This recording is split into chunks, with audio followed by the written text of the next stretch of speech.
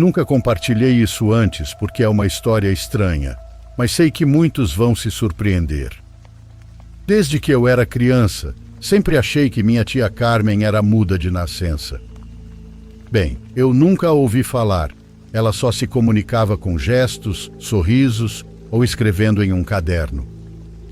Eu gostava muito dela, era super carinhosa, mas sempre me intrigou o motivo dela não falar. Quando eu tinha uns 12 anos, perguntei para minha mãe, e ela me disse que a tia nem sempre foi muda, que ficou assim por causa de um trauma. Acontece que minha tia cresceu com minha mãe e seus irmãos em um sítio que era dividido por um matagal, onde do outro lado ficava a casa dos meus avós. Uma noite, quando minha tia tinha por volta de 16 anos, ela chegou correndo em casa, emocionada, dizendo que tinha visto algo espetacular no mato. Minha mãe diz que nunca a tinha visto tão agitada, falando rápido e com os olhos tão expressivos. Segundo minha tia, ela estava indo para a casa dos avós, já de noite, quando no meio do mato viu um grupo de mulheres levitando em círculo a uns 2 metros do chão. Todas eram idosas, com vestidos pretos e longos, como se estivessem de luto. No centro do círculo havia uma fogueira que iluminava tudo, e por isso ela conseguiu vê-las claramente. Disse que elas não faziam barulho, apenas flutuavam, como se estivessem em transe. Minha tia ficou fascinada, mas também morrendo de medo, porque as mulheres sentiram sua presença e a olharam nos olhos por um segundo, antes que ela saísse correndo. Quando contou para a família, ninguém acreditou nela. Minha mãe e meus tios riram da cara dela, disseram que ninguém podia levitar, que ela devia ter visto errado ou estava dormindo em pé. Mas depois disso, poucos dias depois, minha tia começou a ter dificuldades para falar. No início gaguejava ou as palavras se embolavam, mas aos poucos foi perdendo completamente a voz. Em uma semana já não conseguia dizer nenhuma palavra. Na época minha família não tinha dinheiro, não existia posto de saúde perto, e como ela não apresentava outros sintomas, se resignaram e aceitaram que ela ficasse assim. Só levaram ela a uma benzedeira, que disse que algo havia roubado sua voz. Anos depois, quando eu já era maior, sentei com minha tia e disse que sabia o que tinha acontecido no mato. Falei que eu acreditava nela, que não achava que ela estava louca. Quando eu disse isso, seu rosto mudou. Ela sorriu, mas os olhos se encheram de lágrimas. Tentou falar, mexia a boca, mas não saía som algum. Apenas apertou forte a minha mão, como quem diz, obrigada. Nunca vou esquecer aquele olhar. Alguns anos atrás, fui visitar o velho mato, que agora está abandonado. Fiquei curiosa e andei pelo lugar onde minha tia viu aquelas mulheres. Assim que cheguei, senti uma energia que apertava o peito e quase me derrubou. Não vi nada, mas sei que havia algo ali. O que eu penso é que aquelas mulheres eram bruxas. Dizem que as bruxas não gostam de ser vistas, então pode ser que tiraram a voz da minha tia como castigo. Essa foi uma das primeiras histórias que me fizeram acreditar no paranormal. Espero que tenham gostado.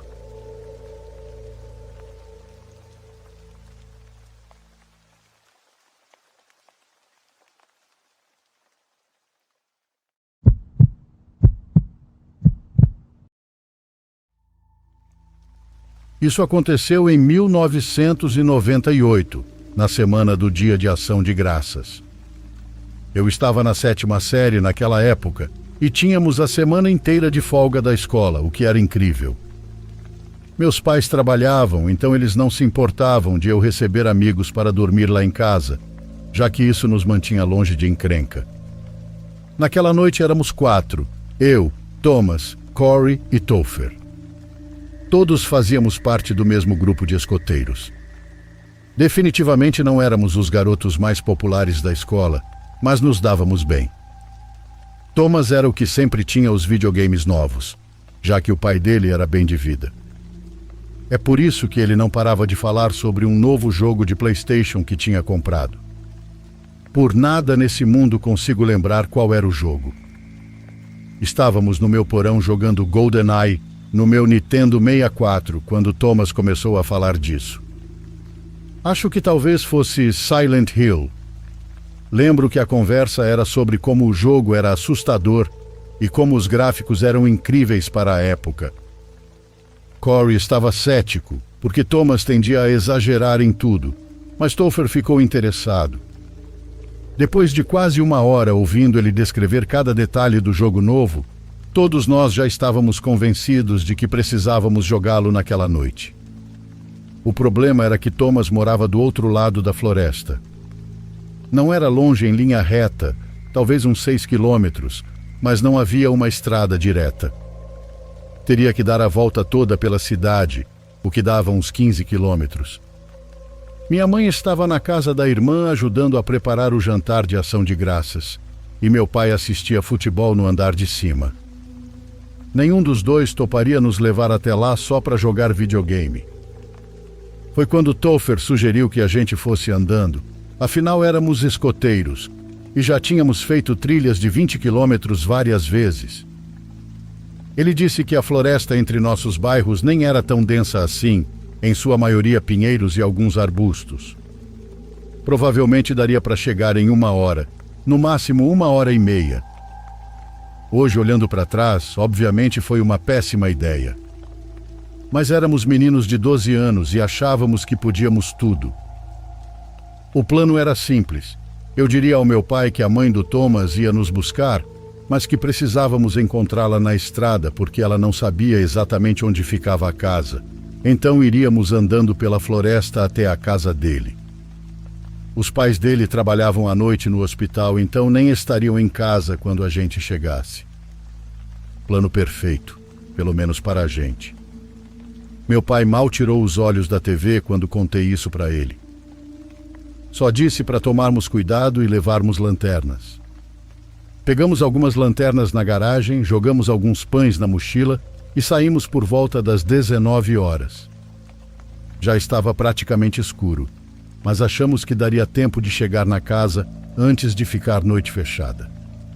A primeira parte foi fácil. Atrás do meu bairro tinha uma trilha que as pessoas usavam para passear com os cachorros. Seguimos por ela por uns 800 metros até ela terminar perto de um riacho. Thomas disse que o bairro dele ficava a nordeste dali. Então cruzamos o riacho e seguimos naquela direção, ou pelo menos achávamos que era. Depois de uns 20 minutos, a floresta foi ficando mais densa. As lanternas ajudavam até certo ponto, mas só iluminavam uns 3 metros à frente. Topher ia na frente com uma bússola do kit de escoteiro, Thomas vinha atrás dele, depois eu, e Corey era o último. Estávamos rindo, falando sobre a ordem em que cada um ia jogar e outras coisas típicas de criança. Mas depois de 1 hora andando, Thomas começou a perceber que não reconhecia nada. A gente já devia ter alcançado a faixa de torres de energia que passava atrás do bairro dele. Porém, não havia sinal disso. Só mais e mais árvores. Corey começou a reclamar que estávamos perdidos, mas Thomas insistia que era só andar mais um pouco. Até que percebemos que, de fato, estávamos perdidos. Nada ao redor parecia familiar, e as árvores pareciam todas iguais no escuro. Tínhamos tanta certeza da direção que nem prestamos atenção aos pontos de referência no caminho. A bússola do Topher ainda mostrava que estávamos indo para Nordeste, mas isso não ajudava muito se a gente tivesse partido do lugar errado ou desviado do caminho.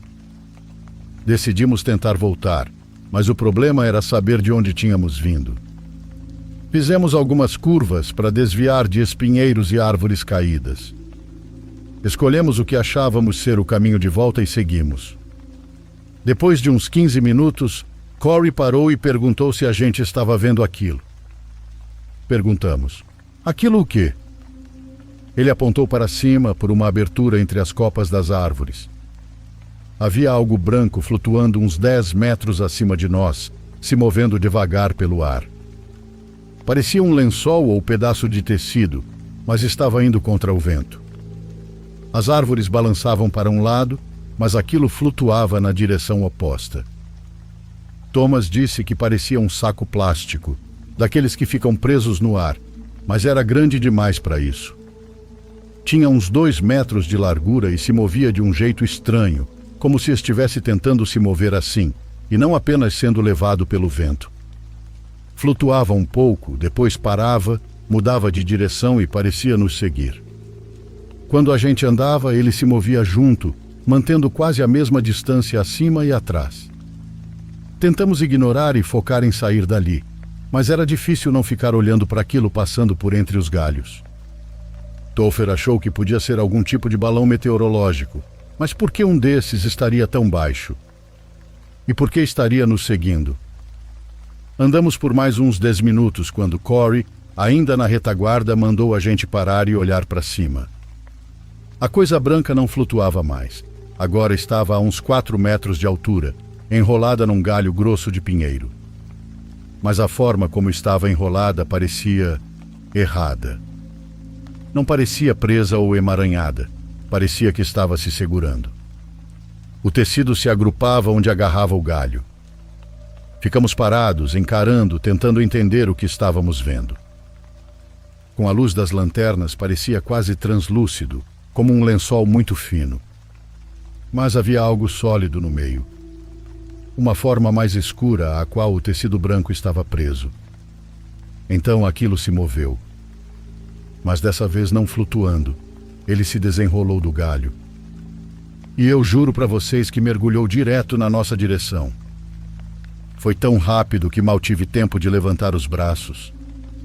Aquilo passou voando perto da minha cabeça e senti algo afiado arranhar meu rosto. Corey gritou e nunca ouvi um som como aquele vindo dele. Então ouvimos meu pai gritando ao longe. Ele deve ter percebido que algo estava errado quando a mãe do Thomas não apareceu.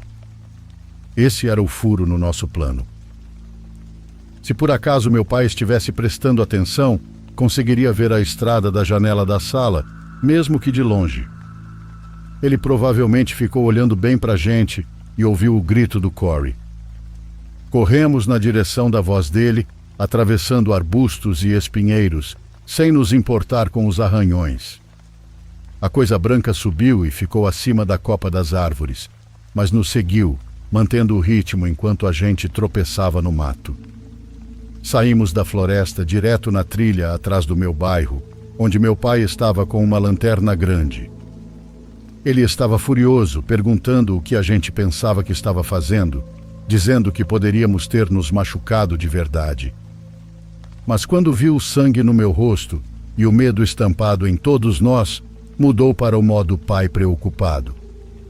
Apontei para cima, para a coisa branca, que agora estava a uns 15 metros de altura e se afastando. Perguntei: "O que é aquilo, pai?" Ele olhou, semicerrando os olhos, e disse que parecia um pássaro ou algum balão que se perdeu.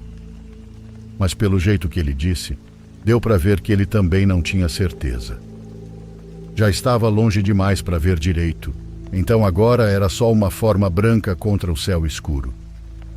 Ele levou todos nós de volta para casa e ligou para os pais de cada um.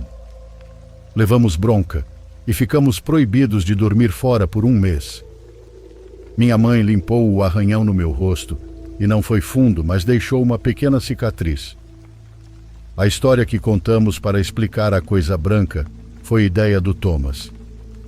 Ele disse que era algum tipo de coruja branca que a gente incomodou. Mas eu lembro do que senti quando aquilo mergulhou na gente. Não acho que era um pássaro, pois o material parecia tecido, mas havia algo sólido por dentro, algo com garras ou pontas afiadas. E em todos os meus dias desde então, nunca encontrei uma história parecida. Talvez fantasmas, sim, mas sei lá. Se meu pai não tivesse aparecido, poderíamos ter ficado presos ali a noite inteira com aquela coisa rondando. O que teria acontecido com a gente? Bom, acho que prefiro não saber.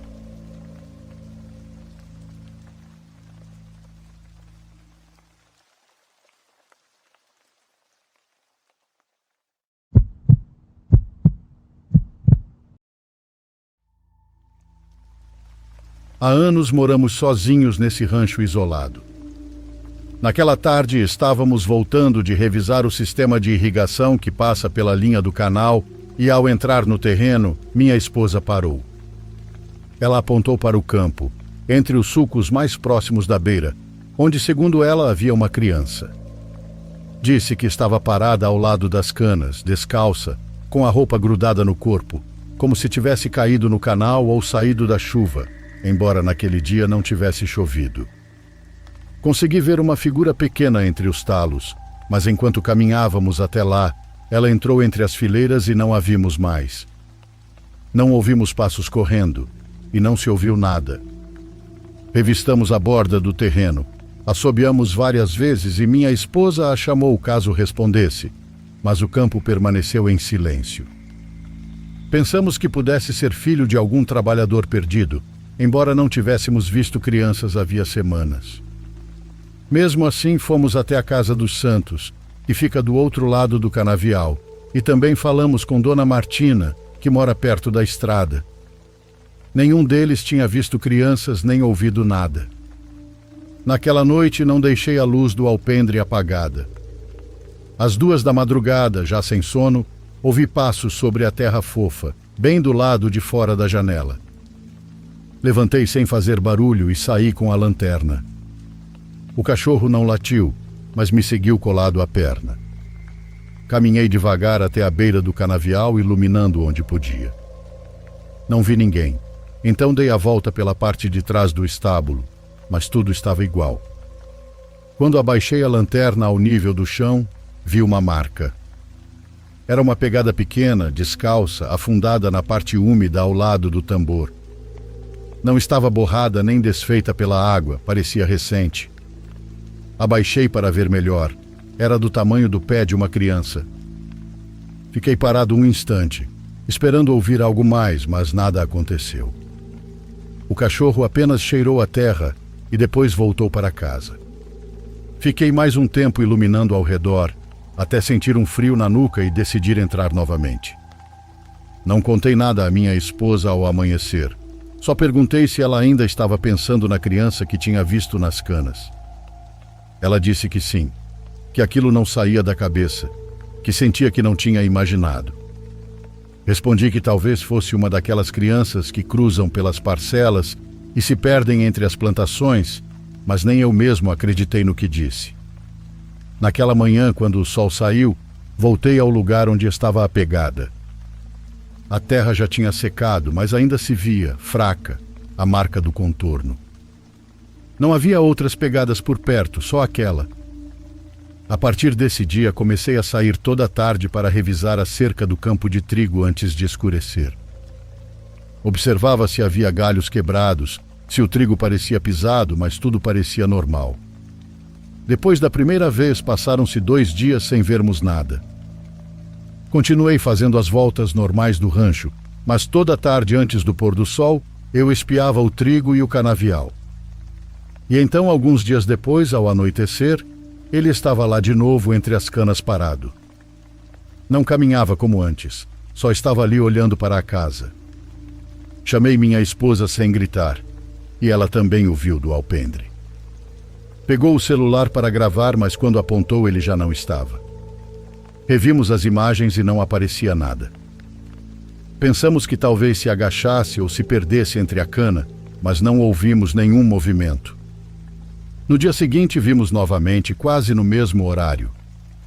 Dessa vez, ele se movia e caminhava entre os sulcos como se conhecesse o terreno, com os braços soltos e a cabeça baixa. Nunca dava para ver o rosto claramente. Sempre havia sombra ou as canas o cobriam. Tentei me aproximar outra vez. Caminhei devagar, sem acender a lanterna, guiando-me pela luz que restava do entardecer. Fui pela linha onde o tínhamos visto e consegui chegar a uns 8 metros dele. Era um menino magro, com a roupa grudada ao corpo, cheia de barro, como se tivesse sido tirado de uma vala. O menino virou devagar, mas o rosto não se via bem, parecia borrado ou inchado, como se a pele estivesse inflamada. Fiquei olhando sem saber o que fazer. Quando baixei os olhos para ver por onde podia avançar e os levantei de novo, ele já não estava. Naquela noite as galinhas não dormiram. Amontoaram-se em um canto do galinheiro e não pararam de cacarejar. Levantei várias vezes para verificar e tudo parecia em ordem, mas o barulho continuava.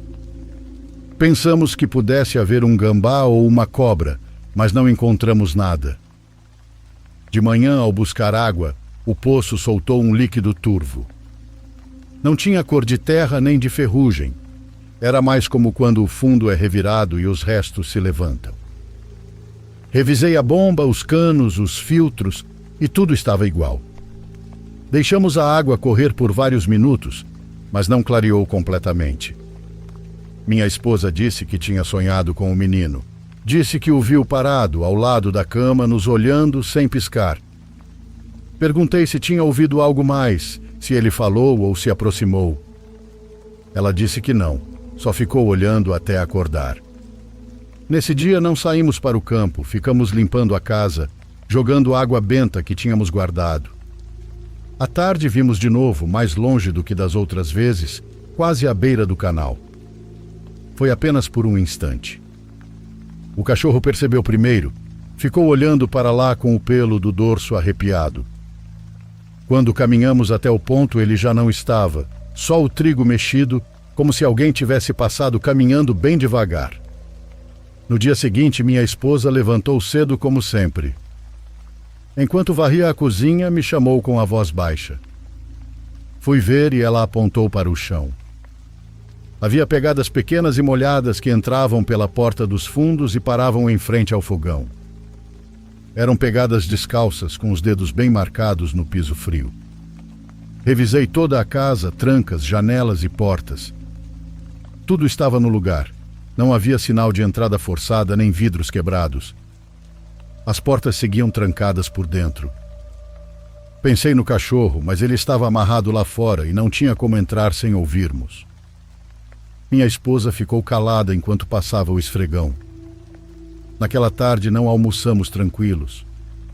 O cachorro não latia, mas parecia estranho, tenso. À noite o soltei para rondar, mas ele não saiu do canto. Fiquei observando pela janela um bom tempo e ele continuava deitado, com a cabeça baixa. Às 3 da madrugada senti sede, então levantei sem fazer barulho e desci para pegar água com a luz do corredor apagada. A cozinha estava escura, mas a luz da lua entrava pela fresta da porta. Quando cruzei o batente, senti que havia alguém ali. O menino estava em pé ao lado do fogão.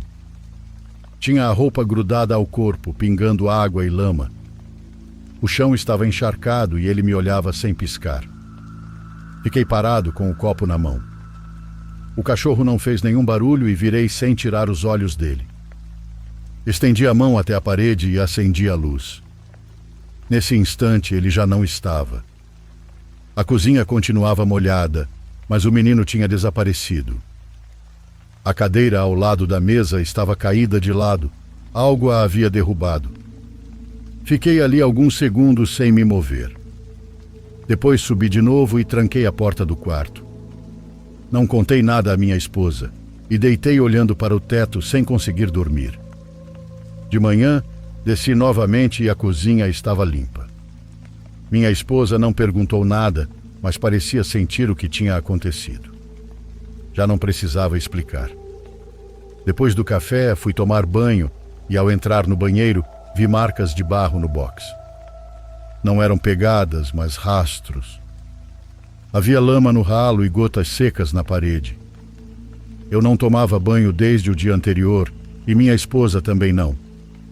O banheiro ficava trancado por dentro e não ouvimos nada estranho à noite. Lavei tudo sem dizer nada para ela. Naquela tarde não saímos e fechamos as portas cedo. Colocamos um saco de terra atrás e deixamos a lanterna carregando. Sentei na sala com o facão por perto. Não esperávamos uma aparição, mas sabíamos que algo não estava nos trilhos por ali. Na manhã seguinte, disse à minha esposa que precisávamos falar com alguém. Não sabíamos com quem, mas não podíamos continuar calados sobre o que estava acontecendo. Pegamos a caminhonete e fomos até o outro lado do assentamento, onde morava seu Evaristo, o padre da igreja. Contamos tudo o que tínhamos visto e ele não riu, nem disse que estávamos loucos, apenas ficou nos olhando bem atento. Disse que há mais de 30 anos houve uma enchente forte. Choveu vários dias e a lama arrastou casas, animais e pessoas. Muitos corpos nunca foram recuperados.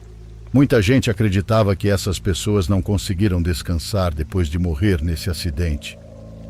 Recomendou que fôssemos ao lugar onde mais o tínhamos visto, levássemos uma cruz de madeira e rezássemos. Comecei a rezar, sem saber exatamente o que dizer, apenas falei palavras como pude. Não sabemos quanto tempo ficamos lá. Naquela noite não jantamos, apenas tomamos café e ficamos sentados na cozinha. Minha esposa colocou uma mantinha por cima, como se fosse um berço, e dormimos com a porta trancada e uma vela em cada canto. Eu não dormi, fiquei apenas olhando a luz se movendo na parede. De madrugada, achei ouvir um suspiro do outro lado da casa, mas não levantei. No dia seguinte, a água do poço saiu clara. Revisei o sistema por costume, mas não encontrei lama nem nada. As galinhas não se amontoaram no canto, andaram pelo quintal como sempre, sem levantar a cabeça nem correr ao menor ruído. Pela primeira vez em semanas, parecia como antes. Nos dias seguintes tudo continuou igual, mas certa noite, enquanto fechava a porta dos fundos, quando baixei o olhar, vi uma pequena pegada, marcada no barro junto ao batente da porta. Não estava fresca, mas era recente. Não me assustei, não chamei minha esposa, apenas fiquei olhando por um tempo. No dia seguinte, minha esposa saiu para colher guaco para o chá e me chamou da cerca. Fui ver o que era e ela apontou para um ponto perto da cana. Havia um espaço mais afundado que os outros, como se algo tivessem ficado ali por tempos. À noite, enquanto jantávamos, ouvimos um estalo suave na parte de trás, como quando alguém pisa em madeira velha. Levantei, abri a porta, mas vi só o concreto molhado, a cerca intacta e a cadeira de vime que usamos para deixar a roupa do varal. Tranquei de novo e voltei a me sentar. Minha esposa perguntou se havia algo e respondi que não. Terminamos o jantar e lavamos a louça. Ao nos deitarmos, ela acendeu uma pequena vela e colocou na janela. E assim a casa tem se mantido com aparições leves daquele menino. Já não é como antes, mas a presença dele continua sempre na casa.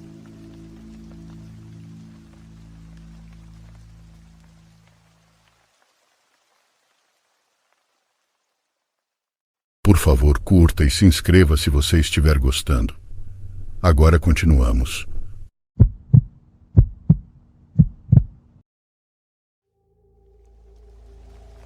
Eu cresci em uma pequena comunidade no estado do Mato Grosso, onde vivi até os 17 anos. Quando eu cursava o ensino fundamental, havia um menino na minha sala que se chamava Noberto, mas a gente o chamava carinhosamente de Betito. Era um garoto calmo, tímido, mas um bom colega. Ele não fazia mal a ninguém, vivia lendo e era muito inteligente. O problema é que um dia, do nada, o encontraram afogado no açude. Ninguém soube como aquilo aconteceu, e foi uma tragédia horrível. Toda a comunidade ficou devastada, e meus colegas e eu não conseguíamos acreditar.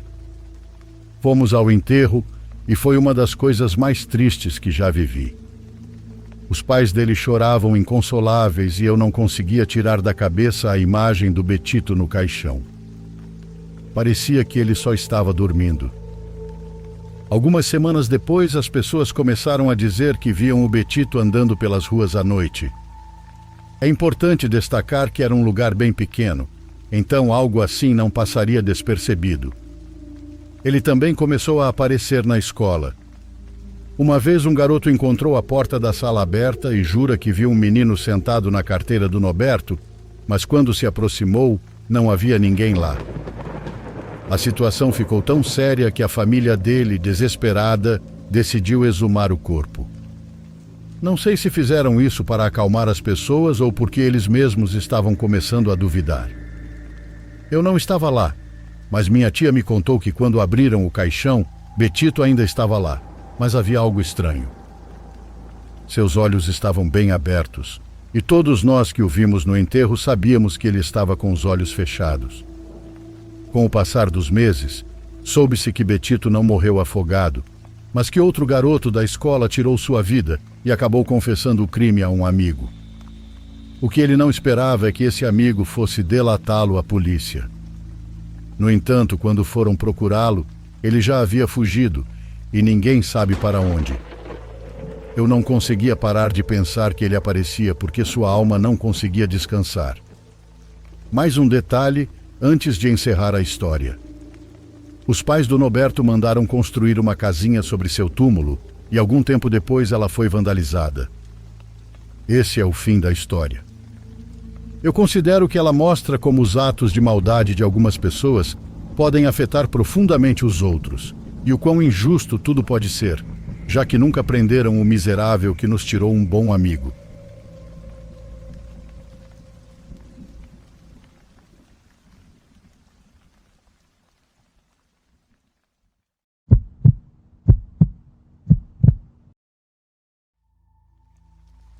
Isso ocorreu em 2022. Eu estava procurando maneiras extras de ganhar dinheiro e tinha baixado o Uber Eats e DoorDash, pensando em experimentar. Fui aceito e já estava tudo pronto para eu começar a trabalhar, mas só fui realmente decidir fazer algumas entregas 3 semanas depois. Era uma noite em que cheguei do trabalho entediado, mas ainda não estava com sono, e pensei que não haveria hora melhor do que aquela para testar o aplicativo. Nas primeiras entregas ainda estava pegando o jeito das coisas, mas tudo correu bem. Me senti confiante depois disso, já que era um processo bem simples.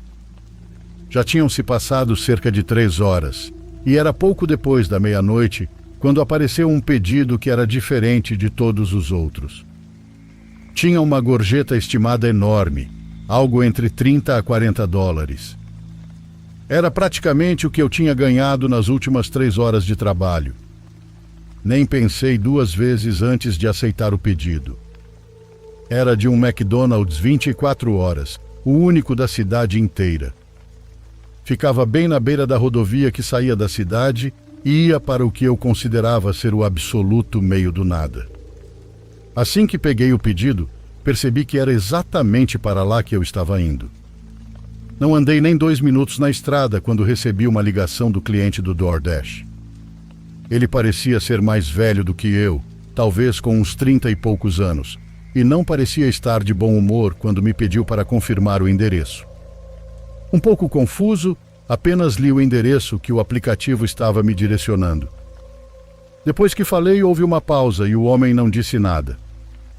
Eu ia perguntar se o endereço estava correto ou não, mas ele desligou na hora, sem dizer uma palavra sequer. Achei bem estranho ele claramente estar de mau humor e não me responder, mesmo oferecendo uma gorjeta enorme como se fosse um cara legal. Talvez fosse porque ele queria que eu tivesse um cuidado extra com o pedido, mas mesmo isso parecia exagerado. Seja como for, continuei dirigindo. Faltavam cerca de 15 minutos, mas parecia que eu estava indo muito longe, por causa da estrada que seguia diretamente para fora da cidade. Havia alguns bairros menores e aleatórios aqui e ali, mas era basicamente terra vazia ou casas isoladas à beira da estrada. Conforme eu dirigia, fui ficando com uma sensação estranha com essa entrega. Podia ser por causa da área desconhecida, da estrada vazia e com neblina, ou da ligação esquisita, mas com certeza senti que havia algo diferente nesse pedido. Sair da estrada e entrar em uma estrada de terra não ajudou em nada. Eu não conseguia ver muita coisa por causa da neblina densa, mas estava dirigindo por um campo de capim alto sem enxergar o que havia no fim. Fui devagar até finalmente chegar à casa. Estava sozinha no meio do campo, uma daquelas casas antigas de fazenda, com uma grande varanda em volta e detalhes de madeira. As luzes estavam acesas nas janelas e eu podia ver que os números grandes da casa batiam com o endereço do pedido. Estacionei e saí com a comida, começando a andar até a porta da frente. Era impossível não notar o quão silencioso era aquele lugar. Nenhum som exceto uma brisa leve cortando o capim alto. Nem de dentro da casa dava para ouvir a TV ou alguma conversa. Fui bater na porta e no primeiro toque, ela rangeu e se abriu, como se não estivesse completamente fechada. Imediatamente uma voz masculina chamou lá do fundo da casa. Era o mesmo cara do telefone. Ele então perguntou se eu era o entregador do DoorDash. Eu disse que sim, e que ia deixar o pedido ali mesmo na varanda. Mas o homem respondeu rapidamente, perguntando se eu podia deixar na bancada da cozinha, dentro da casa. Mais uma vez percebi que ele parecia meio irritado ou simplesmente mal-humorado por algum motivo. Dei alguns passos para dentro. A casa tinha cheiro de madeira velha, com urina, como se não fosse muito limpa. Em poucos segundos o homem ligou uma música. Vinha lá do fundo, exatamente de onde ouvi a voz dele. Era uma música antiga de piano e estava bem alta. Preciso confessar que aquilo me deixou bem assustado. "Senhor?" chamei. Ele não respondeu mais. Comecei a sentir que talvez isso não valesse a pena, nem pela gorjeta que ele tinha oferecido. Nada ali parecia certo. Tipo, por que diabos ele começou a tocar uma música de piano altíssima enquanto eu entrava na casa e depois parou de responder? Quando cheguei mais perto do fim do corredor onde ficava a cozinha, percebi que estava ficando mais escuro. Os outros cômodos ao lado da cozinha, principalmente onde eu achava que o cara estava, estavam totalmente no breu. Parei de andar, deixei o saco com a comida no chão e fui apressado em direção à porta da frente. Quase tive um infarto quando, ao me aproximar da porta, vi o cara parado no escuro, a poucos passos dela. Me lembro nitidamente do branco dos olhos dele, quase brilhando, enquanto me encarava com os olhos arregalados.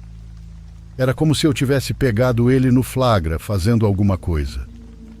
Aquele segundo pareceu durar minutos, e até hoje, ao lembrar, tenho quase certeza de que havia algo nas mãos dele, mas nunca olhei diretamente, então não posso afirmar com certeza o que era.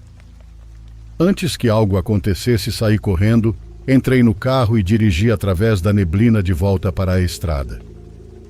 Tenho certeza de que, pelo jeito que o cara estava parado, ele estava tentando chegar até a porta para fechá-la e me trancar lá dentro com ele.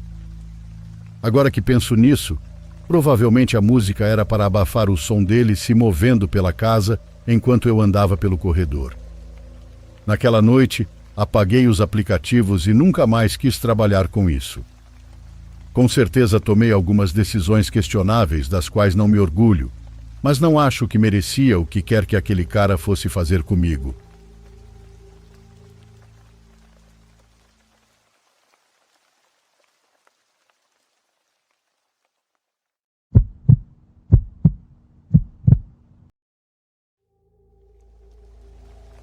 Eu tinha 28 anos e morava sozinho numa cidade pequena depois de ser demitido do meu emprego de longa data. Esse trabalho era o único motivo de eu ter me mudado para essa cidade em primeiro lugar, então foi bem devastador. Eu realmente não sabia que rumo queria dar à minha vida, mas enquanto pensava nisso, decidi aceitar qualquer emprego que aparecesse só para passar o tempo. Depois de algumas semanas procurando, recebi uma oferta de um pequeno motel na periferia da cidade. Passei por alguns dias curtos de treinamento, mas o que vou contar aconteceu basicamente na minha primeira noite completa, trabalhando sozinho no balcão do motel. Esse motel ficava num ponto de parada na rodovia, a uns 30 minutos da cidade. Não havia mais nada por ali. O único outro prédio era um restaurante abandonado ao lado do motel. Nas primeiras horas da noite, alguns clientes apareceram, pegaram um quarto e eu os registrei, e foi só isso. A maioria parecia igualmente cansados e precisando descansar, mas uma mulher me chamou a atenção. Ela também parecia exausta, mas ficava olhando por cima do ombro o tempo todo e parecia com muita pressa de conseguir um quarto. Não entendi bem o motivo, mas só interagi com ela por 1 minuto, talvez, e ela foi direto para o quarto. Depois disso, fiquei muito tempo sozinho. Fiquei sentado atrás do balcão, olhando pela porta para a rodovia vazia. Quase nenhum carro passava, então achei que seria uma noite bem tranquila. Até que um homem entrou. Eu não vi nenhum carro dele entrando no estacionamento, então imaginei que fosse um hóspede que já tinha feito o check-in antes do meu turno. Mas logo ele deixou claro que não era isso. Ele perguntou quanto custavam os quartos e se havia algum disponível. Sim, temos muitos disponíveis. Quer que eu registre um quarto para hoje à noite? Ele pareceu pensar por um momento, mas os olhos dele continuavam desviando para o lado, como se olhasse para algo atrás de mim. Depois de alguns segundos, ele respondeu, "Não, obrigado", e foi embora. Assim que ele saiu, olhei para trás, tentando entender o que ele ficava olhando. A única coisa ali era a parede das chaves. Basicamente era um painel com vários bolsos onde ficavam as chaves dos quartos. Esse era um lugar antigo, não usava cartão magnético como os hotéis modernos. Quando ele saiu, fiquei olhando pela porta, esperando ver o carro dele saindo, mas nada aconteceu. Achei muito estranho, porque era praticamente impossível que ele tivesse vindo a pé. Ele teria que andar pela beira da rodovia, à noite, por uns 15 quilômetros desde o posto de gasolina mais próximo. Depois de um minuto, fui até a porta e olhei o estacionamento. Estava bem quieto, só os carros dos clientes anteriores estavam lá e o homem não estava em lugar nenhum. Sem mais nada para fazer, fechei a porta e voltei para o balcão. A noite passava bem devagar e, como era minha primeira vez sozinho, o dono do motel só pediu para eu cuidar de check-ins e check-outs, sem nenhuma outra tarefa. Meia hora depois, o telefone do balcão tocou de repente, me assustando. Atendi rápido e vi que era uma ligação de um dos quartos. A voz de uma mulher veio do outro lado. Ela estava claramente angustiada, dizendo que havia alguém parado na porta do quarto dela e que essa pessoa não ia embora. Levantei na hora e assim que saí do balcão, já não vi mais ninguém ali fora. Corri até o quarto da mulher que ficava na outra ponta do prédio. Quando ela abriu a porta, parecia muito nervosa. Perguntei se ela conhecia o homem ou se ele tinha dito algo, mas aparentemente ele não disse nada. Ela viu o homem pela janela, pediu para ele ir embora, mas ele ficou parado ali, então ela ligou. Quando ela descreveu o homem, na hora eu soube de quem ela estava falando. Era o mesmo cara de antes. Ela descreveu exatamente como eu lembrava, um pouco alto, com um olhar morto nos olhos. Perguntei se ela queria que eu chamasse a polícia, mas ela foi bem firme ao dizer que não queria se envolver com autoridades e que iria embora de manhã de qualquer forma. Ela só queria que eu o afastasse, caso visse ele por perto de novo. Foi isso. Voltei para o saguão e nas 2 horas seguintes fiquei pensando muito no que tinha acontecido. O que aquele cara estava fazendo ali afinal? Por que estava parado na porta dela? Me perguntei se ele estava bêbado, mas quando entrou no saguão antes não me pareceu. Mais tarde, no meio da noite, ouvi um barulho estranho. Parecia um monte de coisas sendo derrubadas e batidas contra as paredes. O som se espalhava por todo o motel. Corri para fora na hora. De onde eu estava, vi que a porta do quarto da mulher estava escancarada e os ruídos vinham de lá de dentro. Corri até lá. Ao olhar pela porta, vi que a mulher estava encurralada dentro do quarto, com o homem parado entre ela e a saída, impedindo que ela escapasse. Gritei alguma coisa, mas tomado pela adrenalina nem sei o que foi. Na mesma hora ele se virou e olhou para mim. O rosto dele estava cheio de raiva e os olhos vermelhos de sangue. Naquele momento fiquei apavorado. Ele correu na minha direção com tudo, e eu só consegui sair da frente, mas ele passou direto por mim. Vi ele correr pela rodovia e desaparecer na mata do outro lado. Fui ver se a mulher estava bem, e felizmente cheguei a tempo, antes que ele fizesse algo com ela. Voltei para o escritório e liguei para a polícia. Depois descobri que quando o homem ficou parado na porta dela, ele deu a volta no prédio e entrou na recepção enquanto eu estava no quarto dela e roubou a chave reserva da parede. Mas também descobri que a mulher mentiu para mim.